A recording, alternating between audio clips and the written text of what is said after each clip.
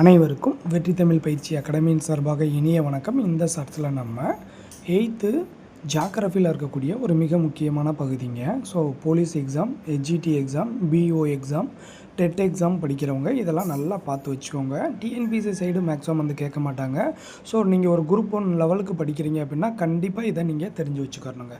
So பாருங்கள், என்ன question அப்படின்னா சஹாரா பாலைவனம், சரியாங்க. ஸோ சஹாரா பாலைவனத்தில் இருந்து கினியா கடற்கரையை நோக்கி வீசக்கூடிய வறண்ட வெப்ப புழுதி தலைக்காற்றுக்கு பேர் ஹார்மாட்டன் அப்படின்னு சொல்கிறோம். ரொம்ப முக்கியமானதுங்க. ஸோ சஹாரா பாலைவனத்திலிருந்து கினியா கடற்கரையை நோக்கி வீசக்கூடிய வெப்ப காற்று இருக்குது பார்த்தீங்களா, அந்த வறண்ட வெப்ப புழுதி தலைக்காற்றை ஹார்மாட்டான் அப்படின்னு சொல்லி சொல்கிறோம்.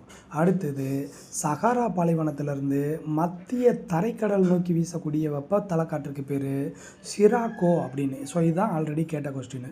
சஹாரா பாலைவனத்திலிருந்து மத்திய தரைக்கடல் நோக்கி வீசக்கூடிய வெப்பத்தலை காற்று எவ்வாறு அழைக்கப்படுதுன்னு கேட்டிருந்தாங்க. சிராக்கோ அப்படின்னு அழைக்கப்படுதுங்க, சரியாங்க.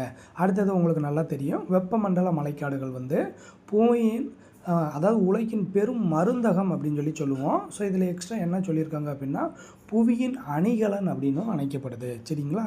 ஸோ இந்த 3 பாயிண்ட்டுமே மிக மிக முக்கியமான பாயிண்ட்டு, நமக்கு கொஸ்டினில் ஆல்ரெடி கேட்டதுங்க. ஸோ கொஞ்சம் நல்லா பார்த்து வச்சுக்கோங்க.